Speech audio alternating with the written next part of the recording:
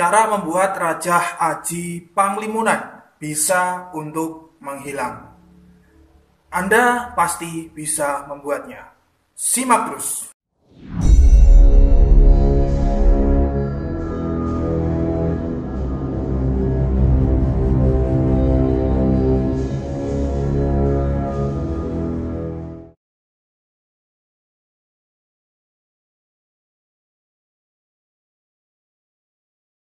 Bismillahirrahmanirrahim. Assalamualaikum warahmatullahi wabarakatuh.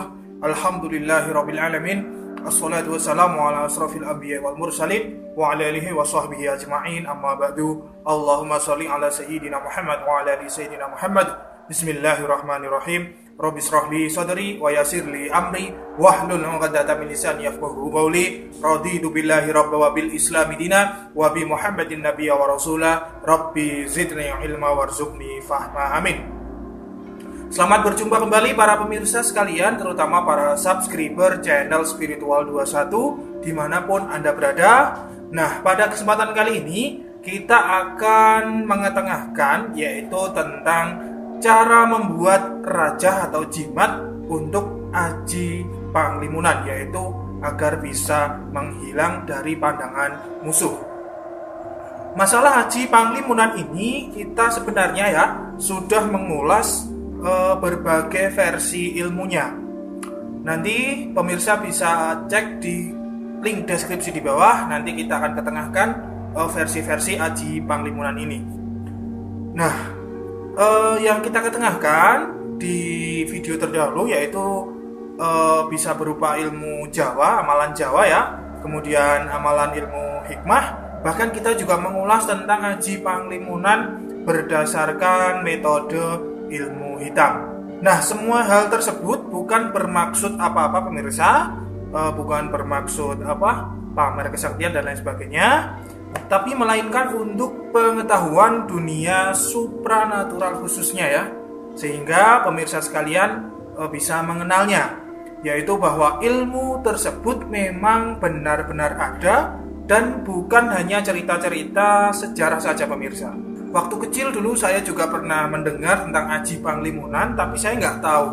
Nah, akhirnya ketika saya sudah dewasa, saya menemukan, oh ternyata ajian ini memang benar-benar ada. Nah, pemirsa sekalian, hanya saja dalam mengamalkan ilmu ajian tersebut ya, tidak semua orang itu bisa berhasil. Walaupun amalannya sama, ritualnya sama, tapi berbeda hasilnya dalam setiap orang yang mengamalkan ilmu panglimunan tersebut. Hal ini salah satunya disebabkan oleh pancaran frekuensi energi gaib yang berbeda-beda dari setiap orang yang mengamalkannya. Nah, pada kesempatan kali ini kami akan ketengahkan lagi ya aji panglimunan yang berbeda versi lagi.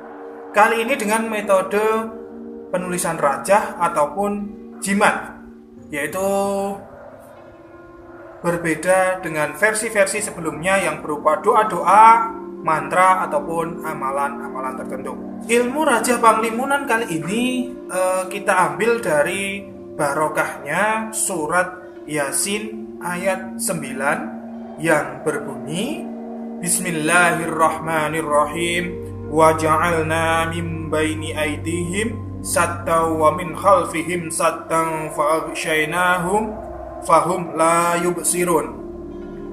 Dan kami adakan di hadapan mereka dinding dan di belakang mereka dinding pula, dan kami tutup mata mereka sehingga mereka tidak dapat melihat. Nah, pemirsa yang dirahmati Allah, kita melihat dari makna ayat tersebut ya, secara spiritual itu sudah sangat jelas bahwa barokah ayat itu sebagai pendinding gaib agar orang-orang itu tidak bisa melihat pengamal ayat tersebut. Perlu diketahui bahwa sebenarnya ayat-ayat di dalam Al-Quran itu ya mempunyai khodam dari golongan rohaniyah tersembunyi. Khotam tersebut akan membantu orang-orang yang mengamalkan Al-Quran dengan ikhlas dan tawakal pemirsa. Yang tentunya semuanya hal tersebut atas izin dari Allah SWT. Nah, mungkin pemirsa itu pernah mendengar mungkin di majelis-majelis zikir atau majelis-majelis pengajian bahwa orang yang menghatamkan kitab suci Al-Quran maka akan didoakan, kalau tidak salah ya, itu 60.000 atau 70.000 makhluk ruhaniyah atau sering kita sebut malaikat. Nah, itulah yang termasuk khodam penjaga Al-Quran tersebut.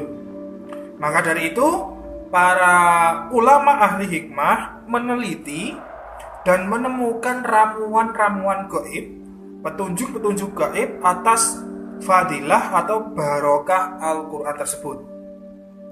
Fadilah atau barokah tersebut bisa untuk berbagai hajat pemirsa, seperti mungkin untuk pengarisan, kanuragan, kewibawaan, pengobatan, dan salah satunya itu untuk aji panglimunan yang akan kita bahas ini nanti. Nah, selain itu masih banyak sekali fadilah-fadilah Al-Quran ini, sehingga fadilahnya itu menurut para ulama tidak terbatas, tergantung niat kita.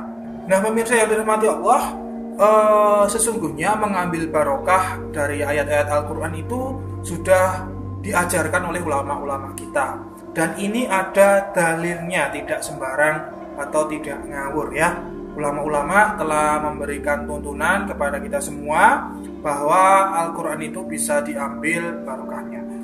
Nah, dalil-dalilnya pemirsa kami tidak usah mengetengahkan di sini. Nanti pemirsa bisa cari sendiri, bisa baca di buku ini ya, Dalil-dalil Aqidah dan Amaliyah Nahudiyah. Nih, bukunya seperti ini kecil. Nih bisa dicari di toko-toko buku terdekat ya.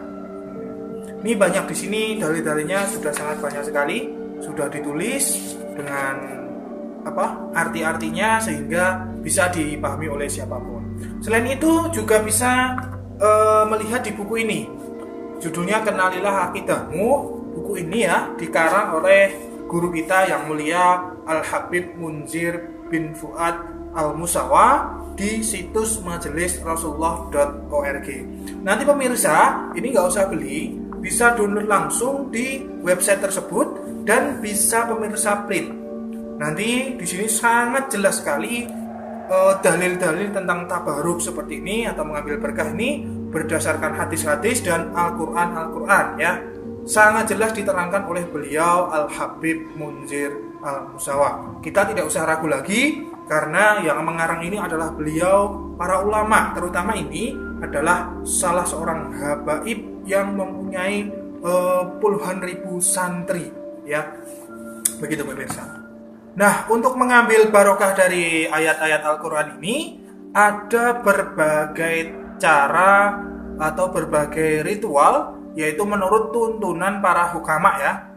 Yang pertama, mengamalkan dengan membaca seluruh Al-Quran dari juz 1 sampai juz 30. Ritual ini sudah kami posting di video kami yang lalu. Nanti silahkan klik link di atas ini. Kalau link di atas nggak ada, nanti cari di link deskripsi di bawah. Kami sudah ketengahkan tata cara ritual ini lengkap, Anda tinggal mengamalkan. Ya, ritual ini untuk hajat apapun bisa, insya Allah.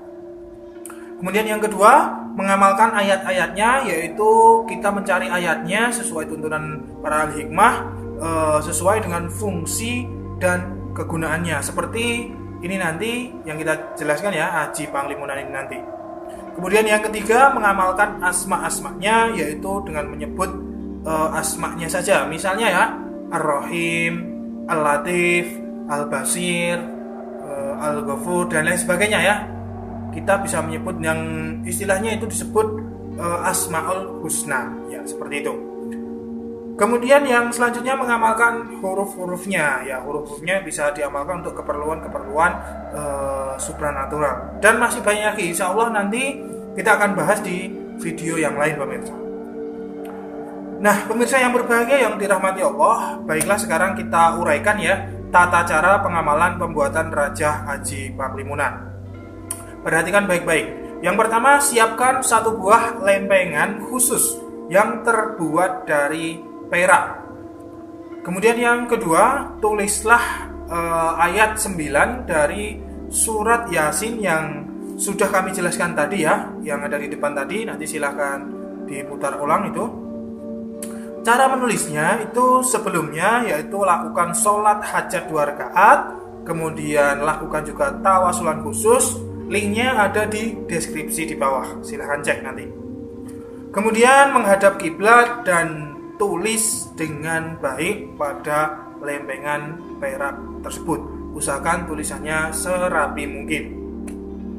Kemudian yang ketiga, setelah selesai olesilah lempengan perak tadi dengan minyak non alkohol seperti misik, zafaron ataupun bisa minyak kasturi. Pilihlah salah satu. Nah, setelah selesai semuanya pemirsa, kemudian silahkan pasrahkan kepada Allah, berdoa agar Allah memberikan keberkahan kepada jimat yang sudah pemirsa buat tadi. Nah, kekuatan jimat ini atas izin Allah Subhanahu wa Ta'ala. Jadi kita tidak menggantungkan pada jimat ini, tapi kita berdoa agar Allah memberikan barokah pada jimat ini. Nah, cara menggunakannya, bawalah azimat itu jika diperlukan pemirsa. Fadilahnya, konon siapa yang membawa azimat tersebut insya Allah akan terlindungi dari para penjahat. Mereka para penjahat tersebut tidak akan bisa melihat kepada orang yang membawa jimat ini karena terhalang oleh dinding gaib barokah dari ayat tersebut. Hal ini sangat penting untuk dibawa ketika Anda melewati tempat-tempat yang rawan kejahatan pemirsa, terutama di kota-kota besar, di terminal, di pelabuhan, dan lain sebagainya. Nah, tetapi perlu diingat ya, jangan sampai membawa jimat ini ketika buang hajat. Lepas dulu jimatnya dan taruh di luar karena jimat ini mengandung ayat-ayat suci Al-Quran. Nah, semoga bermanfaat. Subhanakallahumma wa bihamdika asyhadu an la ilaha illa anta astaghfiruka wa atubu ilaik. Alhamdulillahirabbil alamin. Wabillahi taufiq wal hidayah. Wassalamualaikum warahmatullahi wabarakatuh. Salam spiritual.